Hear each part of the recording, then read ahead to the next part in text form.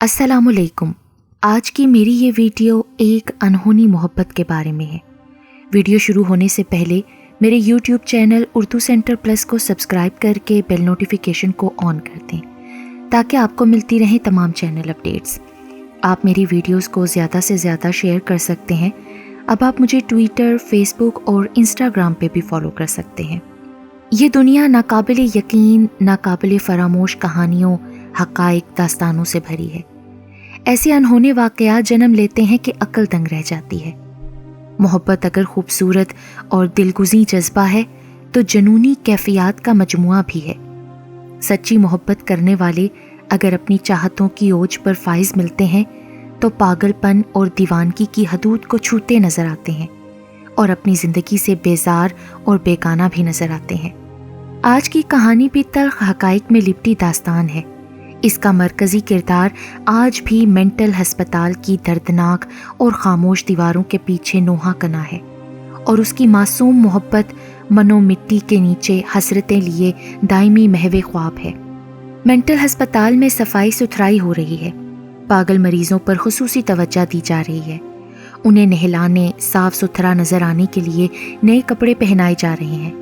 آج گورنر صاحب کے ساتھ وزراء، غیر ملکی عمائدین، انسانی حقوق کی تنظیم کا نمائندہ، میڈیا سے متعلق خبر رساں افراد خصوصی طور پر مینٹل ہسپتال کا دورہ کر رہے ہیں۔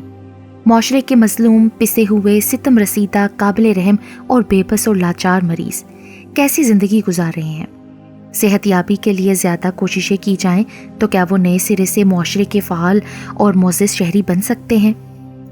گورنر صاحب کے وزٹ کا ایک اور مقصد بھی تھا۔ ان مریضوں میں ایک مریض کو دیکھنا بھی تھا جو 10 سال سے ہسپتال میں اپنے درد کی کہانی لیے شب و روز گزار رہا ہے۔ وہ 65 سال کا بزرگ جو کبھی ملک کی اعلیٰ شخصیت تھا، نہایت معزز، نفیس انسان دوست۔ وہ 2 عدد بڑی ملوں کا مالک تھا۔ ہزاروں مزدور دل جمعی اور محنت و لگن سے کام کر رہے تھے۔ اس شخص نے سب کو ملز میں شامل کر رکھا تھا۔ اس کی ملوں کی تیار کردہ اشیاء کی ملک میں اور بیرون ملک میں بڑی ڈیمانڈ تھی۔ وہ ہر سال دیانت داری اور جذبہ حب الوطنی کے تحت ملکی خزانے میں کروڑوں اربوں روپے جمع کرتا تھا۔ ان ملوں میں کام کرنے والے سب چھوٹے بڑے اس کی عزت میں پیش تھے، اس سے سب محبت کرتے تھے۔ پھر کیا ہوا؟ وہ بے ضرر شخص بہت بڑے مقام سے ہسپتال کی خاموش دیواروں کے سائے تلے پاگلوں کے درمیان خود بھی پاگل کی حیثیت سے زندگی گزار رہا تھا۔ آخر کیوں اور کیسے؟ نام اس کا جمال تھا، عمر 55 سال، قابل رشک صحت، نہایت خوبصورت، پروقار، نورانی چہرہ، مل مزدوروں میں گھل مل کر رہنا، فردن فردن ہر ایک کے مسائل سننا، پھر انہیں حل کرنا۔ ان کی خوبصورت بیوی تھی فرحت، سعادت مند بیٹا ریحان۔ یہ اس کی کل کائنات تھی۔ اس کے کاروبار کا ایک شریک کار وقار تھا۔ ان ملز میں جمال 60% شیئرز کا مالک تھا، جبکہ 40% وقار کی ملکیت میں تھے۔ پارٹنرشپ کے علاوہ ان دونوں خاندانوں میں دیرینہ احسن تعلقات تھے۔ باہم میل ملاپ نہایت مخلصانہ تھا۔ وقار کا ایک بھتیجا فیاض تھا، آوارہ، بدچلن، بد فطرت، اوباش۔ ہر وقت اسٹو میں لگا رہتا کہ کسی طرح اپنے چچا کے کاروبار پر قبضہ کرے۔ وہ اپنے اوباش دوستوں کے ساتھ مل کر جمال اور وقار کے خلاف منصوبے بناتا رہتا۔ ایک دن فیاض اپنے غنڈے دوستوں کے ہمراہ وقار کے گھر آیا۔ جمال اپنی فیملی سمیت اس گھر میں موجود تھا۔ آتے ہی انہوں نے بدتمیزی شروع کی، کافی بحث مباحثہ ہوا، بات آگے بڑھی۔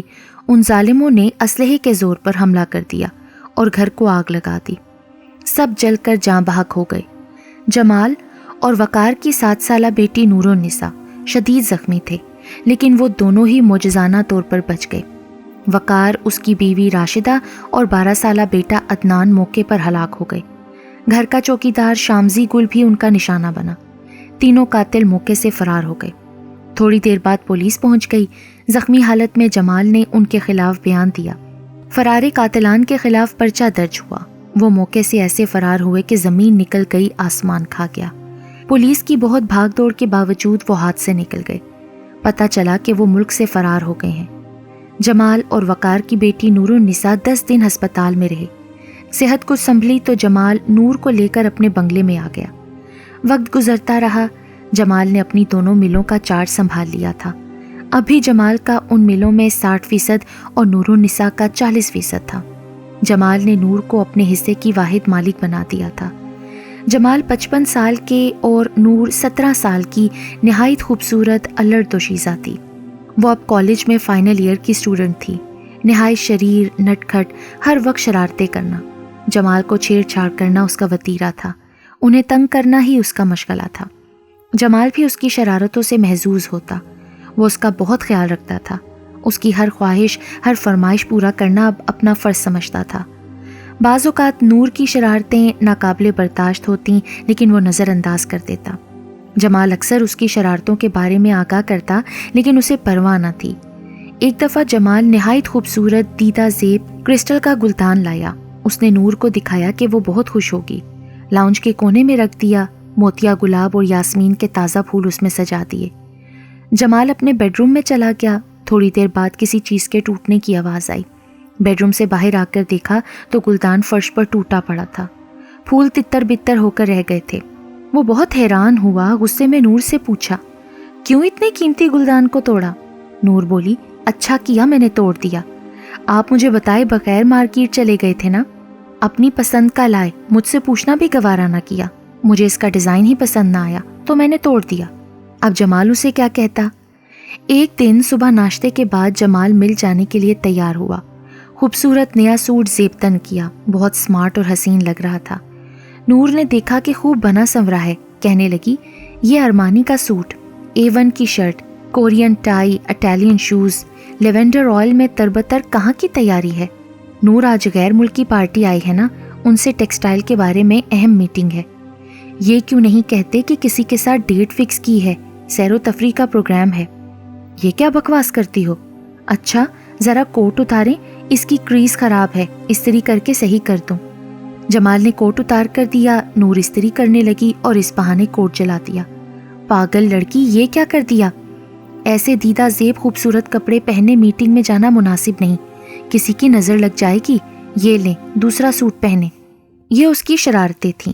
سچ یہ تھا کہ وہ دل کی گہرائیوں سے جمال سے محبت کرتی تھی، اگرچہ اس کی عمر محض 17-18 سال تھی اور جمال 55 سال کا بوڑھا، لیکن محبت عمروں کے فرق کو نہیں دیکھتی۔ جمال نور کا آئیڈیل تھا، اس کے حسن سلوک، نفاست، بلند کردار سے بہت متاثر تھی۔ سالوں سے وہ اس کے عشق میں مبتلا تھی۔ جمال یہ جانتا تھا حقیقتاً وہ بھی اس سے محبت کرتا تھا، لیکن وہ ایک بردبار، حقیقت پسند انسان تھا۔ صحیح معنوں میں وہ ایک انسان دوست تھا۔ وہ جانتا تھا کہ وہ اب بوڑھا ہو رہا ہے اور نور محض 18 سال کی ہے۔ 37 سال کا فرق تھا، یہ جوڑ ناممکن ہے۔ جمال کے ایک دوست نے امریکہ سے کہلا بھیجا تھا کہ وہ اس کے 28 سالہ اعلیٰ تعلیم یافتہ بیٹے کے لیے پاکستان میں رشتہ دیکھیں۔ جمال کو خیال آیا کہ نور کے لیے یہ رشتہ مناسب رہے گا۔ اس نے اپنے دوست سے نور سے متعلق تفصیلی بات کی۔ وہ رضامند ہو گئے۔ اس سلسلے میں اپنے بیٹے ندیم کو پاکستان بھیجا کہ وہ لڑکی سے گفت و شنید کرے، اگر پسند آ جائے تو رشتہ کرنے میں دیر نہ کرے۔ ندیم امریکہ سے پاکستان آیا۔ وہ نہایت خوبصورت، با اخلاق اور اعلیٰ تعلیم یافتہ تھا۔ جمال نے نور سے بات کی اور اپنے لاہے عمل سے آگاہ کیا کہ اس سے بہتر جوڑ ناممکن ہے۔ نور سے اس کی ملاقات کرائی گئی۔ ندیم اس سے مل کر بہت خوش ہوا۔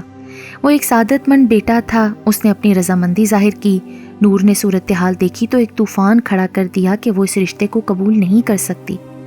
دیکھو نور، اب تم بچی نہیں رہی، زندگی کو سنجیدگی سے لو۔ کیا مطلب؟ میں پاگل ہوں کیا؟ میں نے امریکہ سے لڑکا بلایا ہے تاکہ تمہاری اس سے شادی کراؤں۔ ندیم سلجھا ہوا، خوبصورت جوان ہے، بہت اچھے کردار کا مالک ہے، صاحب حیثیت ہے، اس سے اچھا رشتہ؟ نور بات کاٹتے ہوئے بولی، میں کسی رشتے کو قبول نہیں کرتی، میں صرف آپ کو پسند کرتی ہوں اور آپ ہی سے شادی کروں گی، بس۔ تم پاگل ہو نور، ایسا ناممکن ہے۔ کم عمر ہو، جوان ہو، میں 55 سال کا ہو گیا ہوں، میں آج ہوں، شاید 4-5 سال بعد نہیں رہوں گا۔ تم اتنی لمبی زندگی کیسے گزارو گی؟ آپ کے ساتھ گزرے 4-5 سال میری زندگی کا حاصل ہوں گے، میری زندگی پر محیط ہوں گے۔ یہ دن ان 40-50 سالوں سے زیادہ اہمیت کے حامل ہوں گے جو سسک سسک کر گزریں۔ 50 سال کی تو میں کرتی محبت اور عشق سے ناشنا زندگی کس کام کی؟ لا تعلقی اور بے توجہی کی شادی کسی اطمینان کا اندیہ نہیں ہوتی۔ دیکھو نور، بس کریں، مجھے نہ سمجھائیں، مجھے صرف آپ چاہیے، باقی کچھ نہیں۔ ندیم مایوس ہو کر امریکہ پلٹ گیا۔ نور نے اپنے جذبات کی روش نہ بدلی۔ جمال کو سمجھ نہیں آ رہی تھی کہ کیا کرے۔ تھوڑے عرصے بعد فیاض اچانک نمودار ہوا۔ وہ نور کو، اس کی دولت کو نہ بھولا تھا۔ وہ اپنے شیطانی منصوبے کے تحت جمال کے گھر آیا، اس سے لڑائی جھگڑا کرنے لگا کہ نور کو اس کے حوالے کر دو ورنہ تم لوگوں کا بچنا مشکل ہوگا۔ کافی بحث مباحثہ جھگڑا ہوا۔ فیاض نے پستول نکالا اور جمال پر فائر کر دیا۔ نور اسے بچانے کے لیے آگے بڑھی تو اس نے نور پر فائر کر دیے۔ وہ زمین پر گر کر تڑپنے لگی۔ جمال چیخا، ظالم انسان، اسے تو کچھ نہ کہو، میری ساری دولت جائیداد لے لو، یہ میری محبت ہے، برسوں کی تپسیا ہے، اس پر ظلم نہ کرو۔ موت کی غشی کے دوران نور نے سنا کہ آج پہلی مرتبہ جمال اقرار محبت کر رہا ہے، کئی سالوں سے چھپی اپنی محبت کا اظہار کر رہا ہے۔